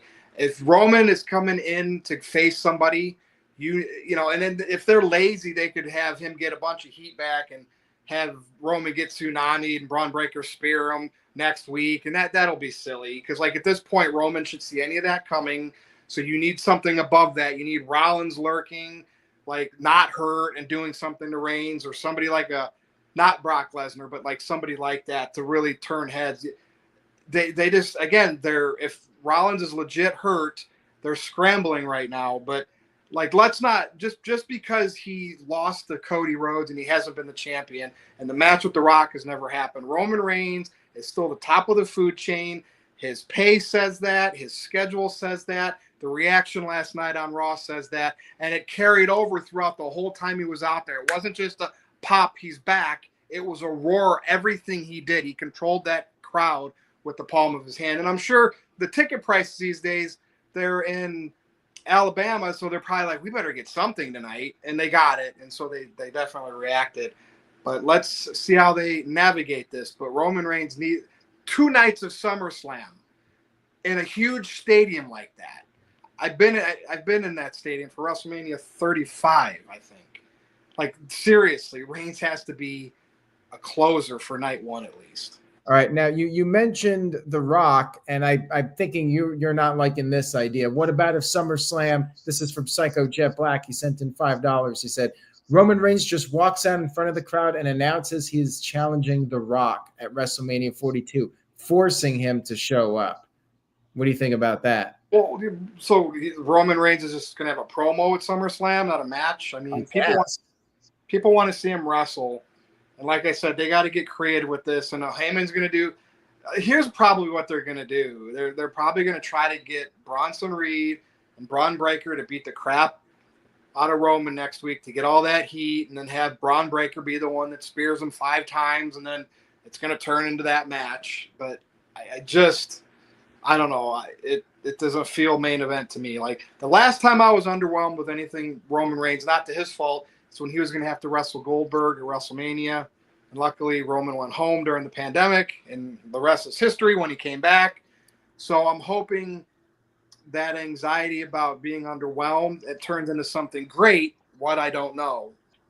But maybe Roman Reigns is the main event.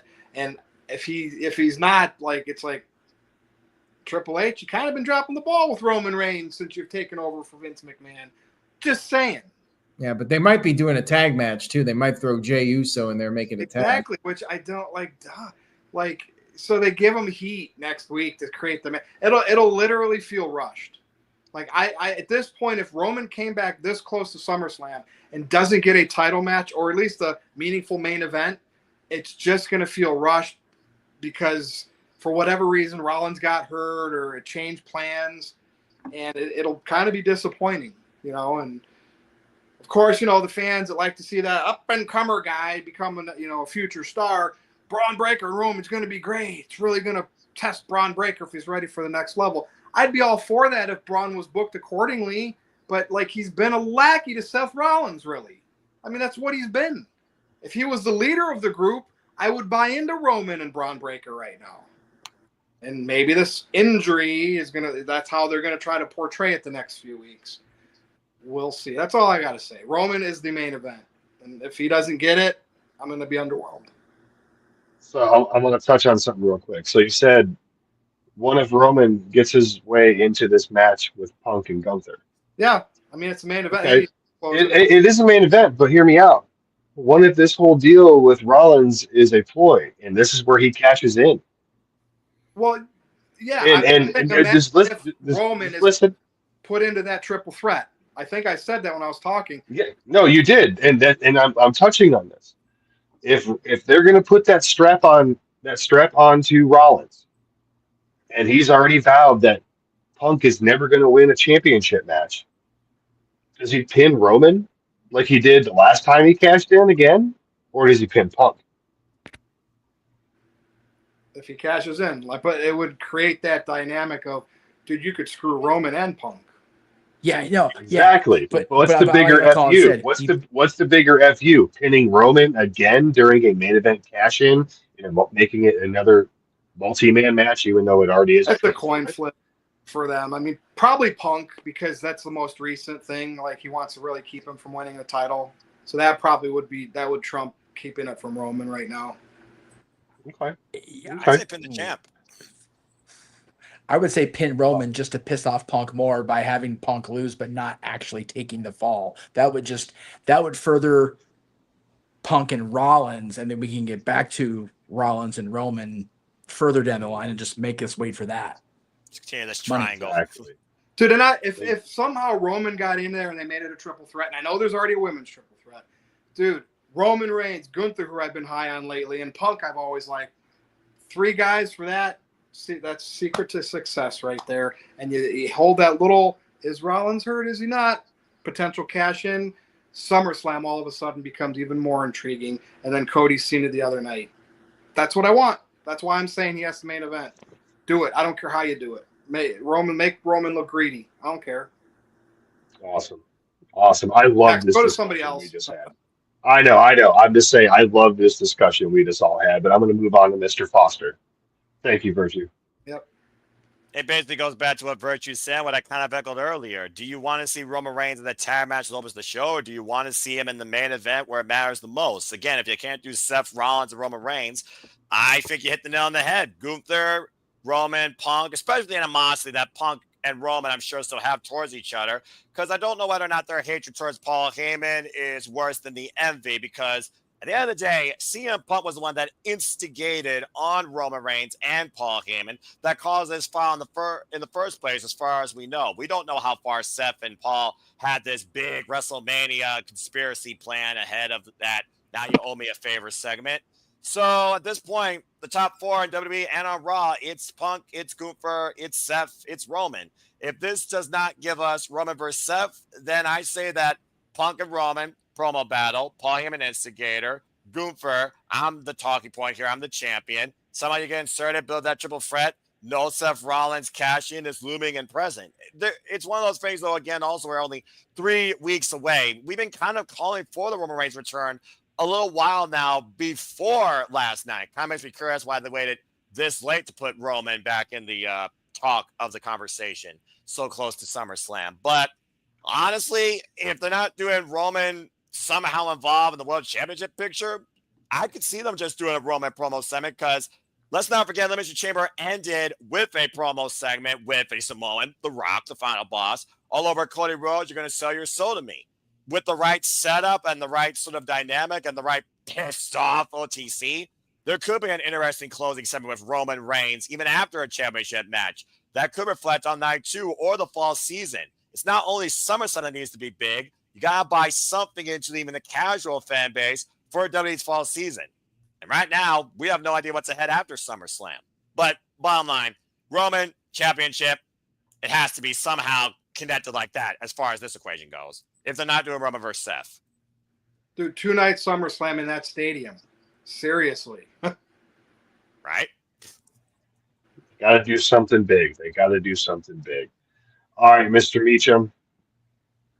No, I agree. It has to be big for Roman Reigns. You know, they brought him back out as the OTC, so he's still the tribal chief. He's still that guy, like Roman's, like Virtue said about Roman. He is the lead dog in the fight, and him not being in a main event marquee match at the first ever 2-night SummerSlam just seems grossly off point. I don't think there's a way you can work him into Cody and John at this point. So you almost, you got to go with what you got. And if Rollins is hurt, you have to go with Colin. You're in the business. You have to go with whatever plate the chef serves you. And right now we have Rollins is questionable, but the World Championship is still in play. Yes, CM Punk did win the gauntlet match, but he didn't run the gauntlet. Braun did. So there's a case to be made that Punk had 1 match versus Braun having 3, which is why Braun lost, and Heyman will spin that like only Paul Heyman can. Hey, Jeff. So, yes, sir. What's the odds they make it a fatal 4-way with Bronn Breaker and Roman Reigns? No? I'm here for it. You know what? Having Braun in there lets us suspend the disbelief further that Rollins really is hurt, because no way Rollins would send in his lieutenant if he was ready to go. He would do it himself. And then if he does come back, it's like, whoa, they got us. And you can still have Jay versus Bronson Reed to have them involved, like a singles match or something. I don't know. Just throwing. I like that dynamic actually better, because those 2 matches I could buy into both being on night 1. Colin seems like a dissenting opinion up there. Intercontinental Championship reign, cool. NXT Championship reign, cool. Worthy of a World Championship match yet? No. Oh, you are still as green as my shirt. Bronn Breaker? Yes, I'm talking about Breaker. Steiner Blood is good, but he is still just a little bit too green. I noticed a few slips last night during the Jey Uso exchange and stuff like that. I don't know if it was on Jey or on Braun, but I noticed a couple things, and I've noticed things, and it's just you're still a little bit too green for me. Again, U.S. or Intercontinental Championship, I'm here for it, but throwing him into the WWE or World Championship picture right now. Let's reevaluate in 6 to 9 months and see where we're at. But right now, it's just a little too soon for me. What about Bronson Even Reed? as only a red herring? Same thing for Bronson Reed. Okay. It is a red herring. It is a red herring for Braun. He will be main event caliber material. He's just not there yet. That's why he's working with Paul as a younger guy underneath Rollins. You know what I'm saying? They're grooming him for it. That's why I said let's reevaluate 6 to 9 months down the road, see where we're at. But for right now, 3 weeks out, no. Yeah, and I agree. And I'm sorry, Aaron, go ahead. I was gonna say Brock Lesnar. People were saying he was green when they put the world title on him, and he was still a big star. But Brock Lesnar is Brock Lesnar, not Bronn Breaker. How about Goldberg back in the day? Yeah, Goldberg was green as hell, and they put the world title on him. Well, look where WCW went. That nothing with Goldberg.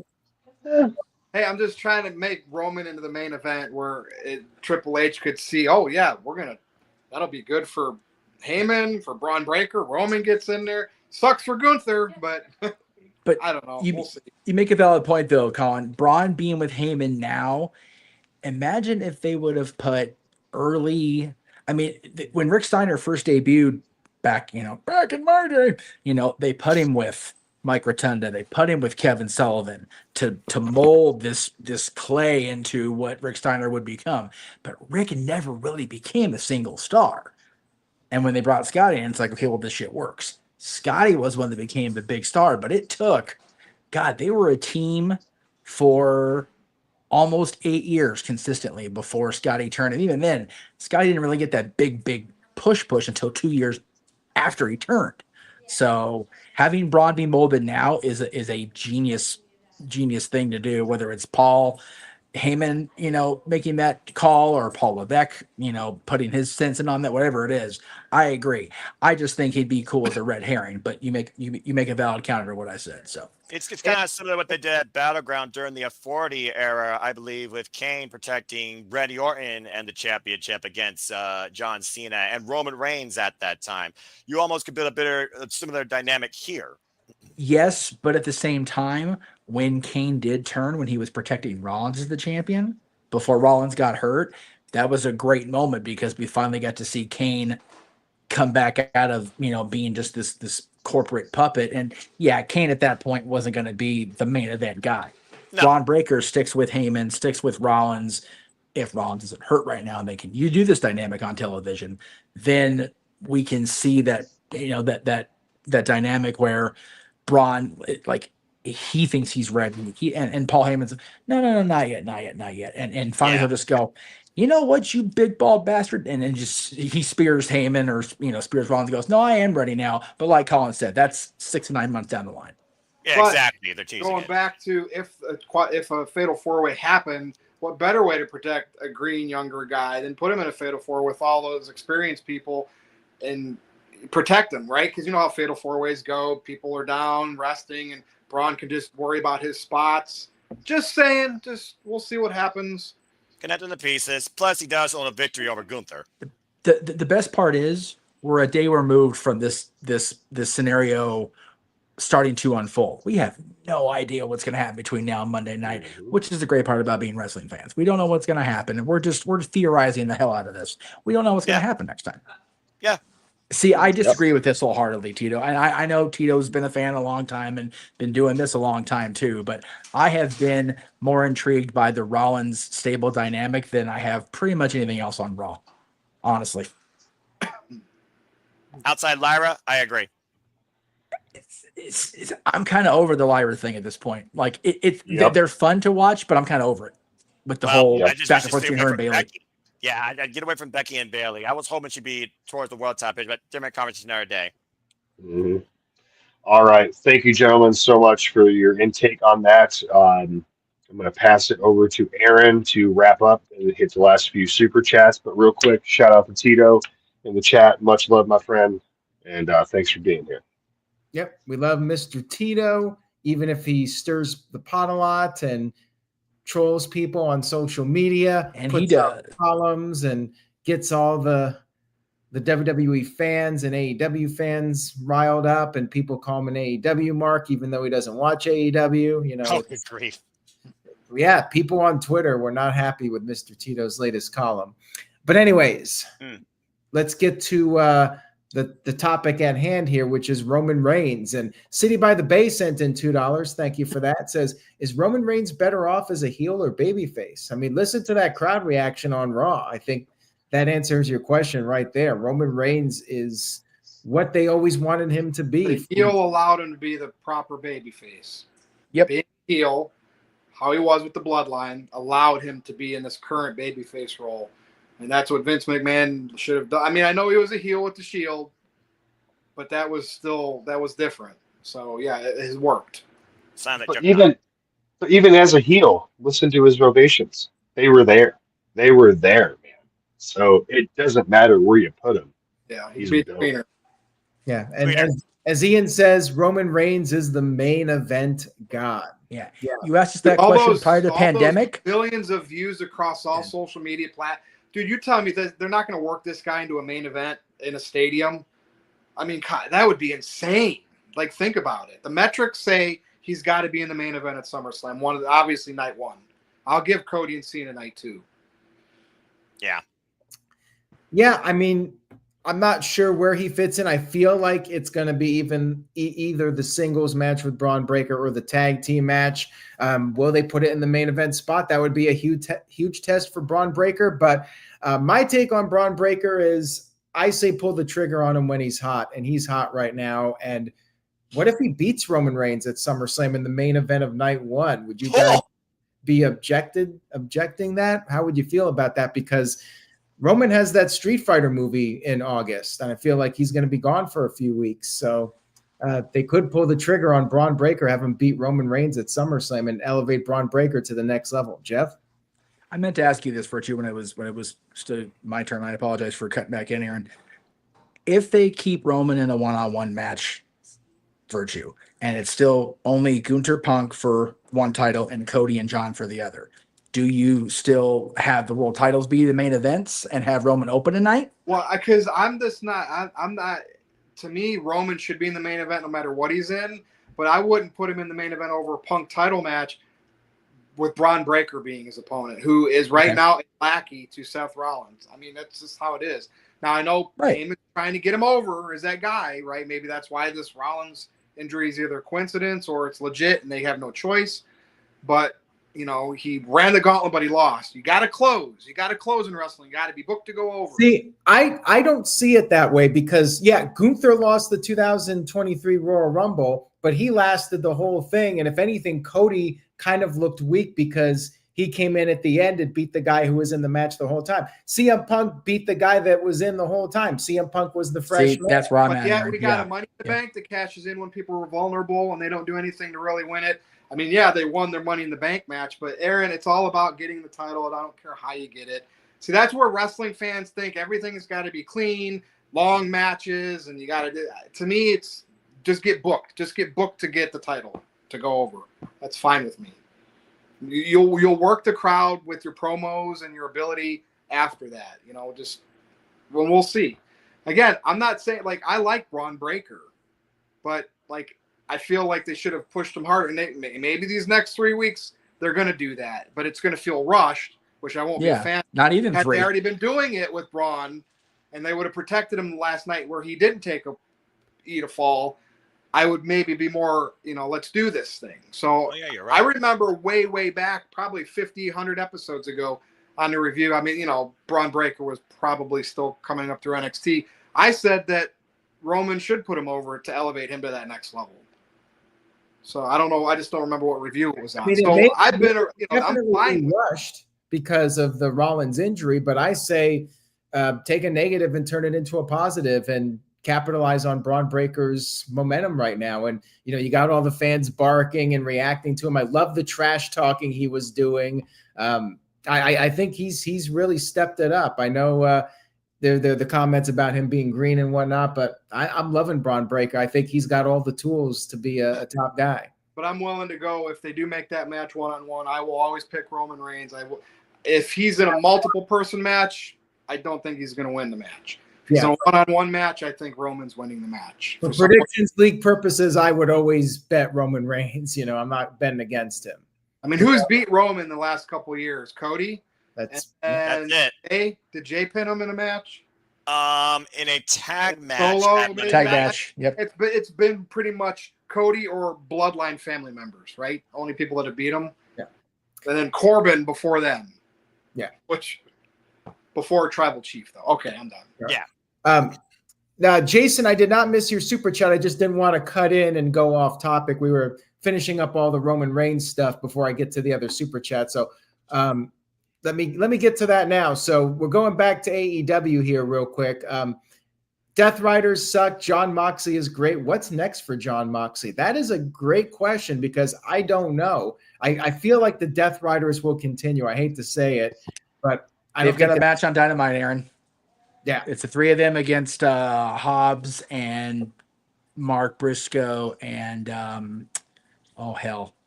Page. Hangman Page, world champion. Yeah, keep in mind they're probably going to do the blood and guts match. So more violence, guys. If it's not, it's an annual thing, but also it could be the Death Riders' last ride for all we know. Because again, John Moxley's mission failed. Will the Death Riders still support him? Again, suspension of disbelief. That's the beauty of this. We don't know. My opinion. Moxley should lose the blood and guts match and then take some time off. I was going to say, what's next? What's next is a long ass vacation. Just go away for 6 months. Just 6 months. 6 months. Go away. You supported the company enough. All right, they're in a good light with somebody else in the forefront. You did more than enough. Give yourself a break, man. But to be fair, Tony Khan probably still doesn't even know yet either. He's probably got a little toy ring on his desk with the Moxley and whatever little action figures, and he's doing a simulated match, and he's like, no, that's not what I want to do. How bloody is that action figure? Puts him against another wrestler. That's not what I want to do. An innovator of violence in his own right. And again, time will tell. But also, there is a Dynamite coming up here in Cincinnati. That's valid too. Blood and guts there. Anyway, there you go. Not too far from you, Noah. True. Don't threaten him with a good time. Richard Crow sent in a $2 super chat. Thank you for that. Says off topic, but please book Christian and Cope versus the Hurt Syndicate. No, it's got to be Christian and Cope versus FTR first. Well, I think they FTR first, but you could do them against the Hurt Syndicate. Go for the tag titles one more time. So that's your number one contender match is FTR versus. There you go. Cope. There you go. I would love it if Adam and Christian could have their last match be as tag team champions and then just ride off into that sunset, man. That'd be great. I would be into that story. Yeah, he said, let's do it. Let's show these people what we can do to transition from go yourself to go find yourself. You found yourself and it reached the awesomeness, and we're going all out in Toronto. I figure it writes itself. He'll find himself with to shave that beard off his face. It never worked for him. Ugh. Well, I do agree about that. All right, we got one more here from Psycho Jet Black, who sent in $10. Thank you, Psycho. Says, do you feel that both WWE and AEW have the most talented rosters, as it feels like almost all of them can put on at least good, if not decent match, and there's no quote-unquote bad wrestlers? Yeah, I would say so. I think absolutely. Wise, WWE is probably the best it's ever been, and AEW has always had great wrestling talent. So, yeah, I would agree with that. As far as in-ring... Oh, I'm sorry, Colin, go ahead. Again, you got great talent on both sides. It's just booking is an issue one way or another on one certain side to me. I'm not doubting talent. I'm doubting who's writing their stuff for them and who's putting together shows and thinking that, oh, I have my own company, so I know what I want to see. It's like an owner who doesn't know food owning a restaurant and wanting what they want on a menu, and it's just not consistent. I'm not saying anything personal or anything, but it's just something I can relate to. But again, It's a good analogy, you know. They're great on both sides. It's just of how one writes a script and one doesn't. So I can't talk bad on talent on both sides for the most part. There are some bad wrestlers out there. I'm sorry, there is. There are just some guys that can't, whatever they do, it just doesn't work for anybody, and it is what it is. But I'm not going to sit here and name names and drag it on and cause chaos. But yeah, that's where I'm going to leave that. Well, there you go, Mr. I was going to say, Aaron, put Tito's comment up. He hits it perfectly. There is so much talent in WWE and AEW. I'll even extend that to TNA because I watch all three of those products. It's just the promos. It's just the match hypes. It's all of that a lot of times they fail to deliver. You get these guys in the ring, they can put on, the stuff that, the hardcore wrestling in-ring stuff fans get into. But professional wrestling, especially in this country, is much more about the overall product. It has been since 1983 or whatever it was that Vince started the expansion. And all three of those companies have talented rosters that can pull that off. You just have to book them right. And like Colin said, a lot of them are not being booked right. There are a few, wrestlers that have made main roster television for the companies that just but that's a very small percentage compared to how it used to be. I will say that. Well, there's incredible depth of quality, at least, in the quantity of the talent that is literally being groomed and evolving across the entire industry. So there's that. Again, something for everybody. No two things are the same. Personally, I'm glad that everything's just a WWE. Again, it's flavors of the month. It's flavors for everybody. It's a la carte or an all-you-can-eat buffet. Go with what you wish. All right, thank you for that, Noah. And Jason M sent in a $2 super chat, says Swerve versus Bryan was the best story/match of 2024. I've seen a lot of matches. I'm not sure I can go with that analogy, but it's everyone's opinion. It won the NoDQ.com year-end award for match of the year, by the way. Well, it was special because, again, final countdown, doing it for his family, last chance, and even post All In, he said that was the biggest moment of his career because he won it as a father in front of his daughter. So it's definitely up there as one of my top matches of the year last year. But again, I watched far more wrestling than probably all you combined. It's the way he phrased his thing. Match, hard to argue. Story, there were a lot of good stories last year. So I don't know about that. Exactly. Yeah. I give the story to the glamour Mariah May versus Timeless Tony Storm and how we got to there. And both matches were on the same night. AEW wise, yes. I mean, there were a lot of great ones from both companies. I will say that. Hard to argue. I mean, it just depends on what your own personal preference is. Exactly. All right. So I think on that note, we're caught up, Colin.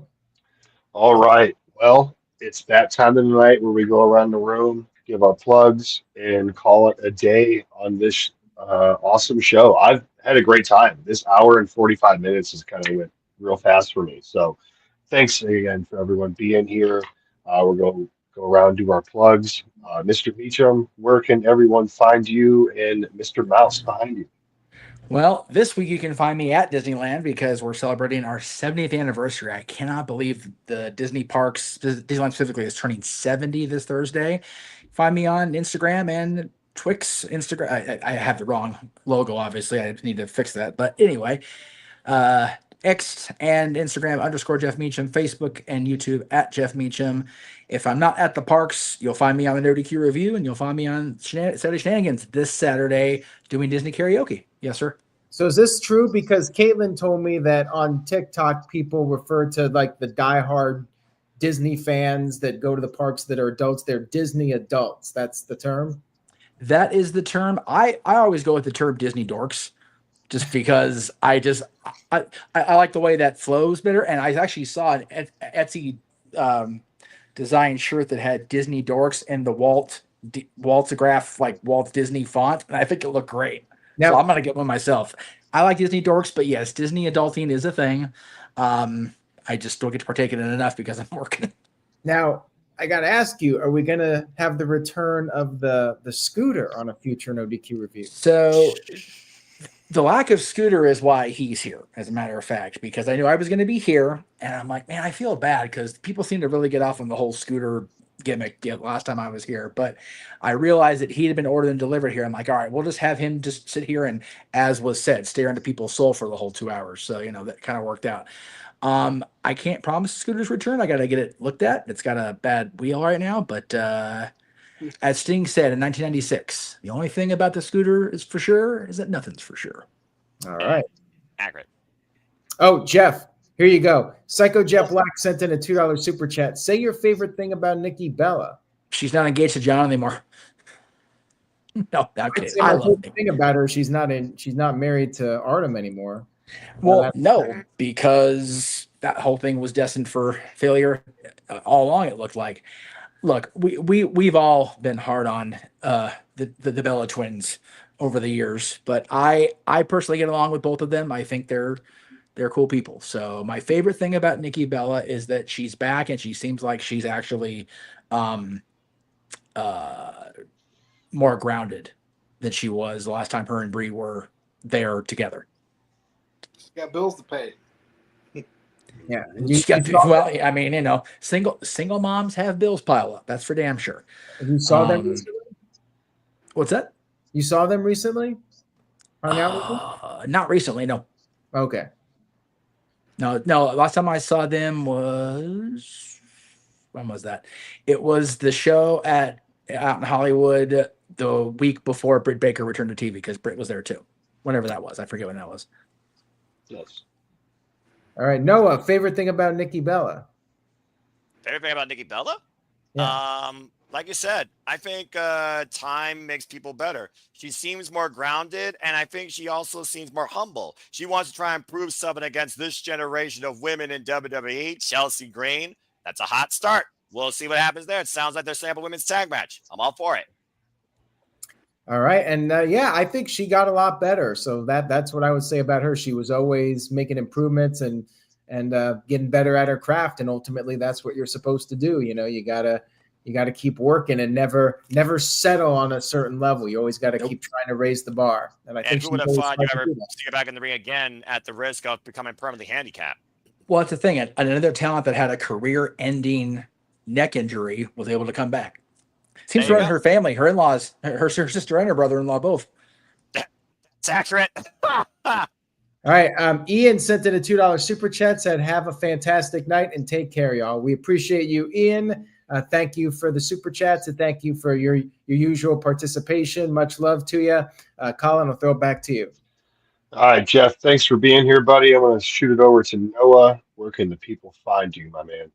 Well, again, I'm barely social, but always a pleasure, fam and Colin. If you all want to try and find me, I'm primarily on the X and on YouTube. I am Foster9016. X to give you a hello and keep you in tune with leaderboard updates. And on YouTube, literally calling every wrestling show that JJ puts me in front of too.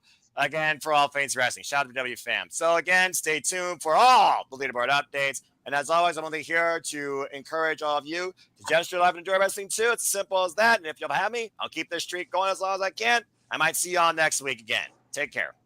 Anniversary, brother. Awesome. Oh, whoops. Sorry about that. Shout out to Big G. Shout out to Big G. Or Big G. Biggest fan. And I guess a happy late birthday to Big G's favorite, Jeff Jarrett. But yeah. Well, thanks, Noah, for being here. And again, as long as I'm running the show, you're here anytime you want to be. Just let me know.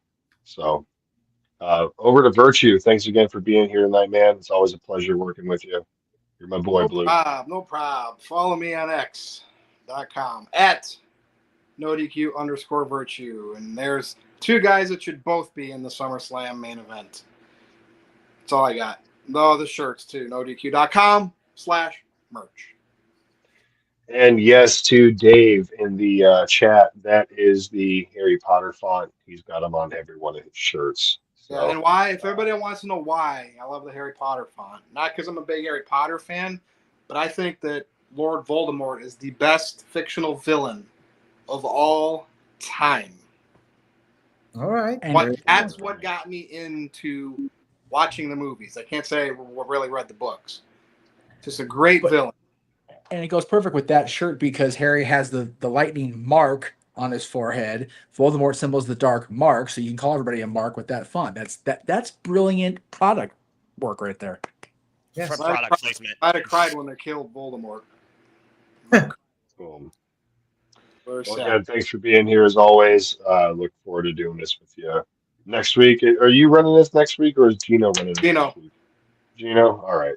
I'll have to message him. And shout out to Gino. He's on vacation, travel issues. He was supposed to be on the panel tonight, but that kid's killing it on this show. Go give him a follow, Papa Gino 0017. And again, one hell of a kid. That's all I'm going to say. Over to you, Aaron, for your final thoughts and words before we wrap this up.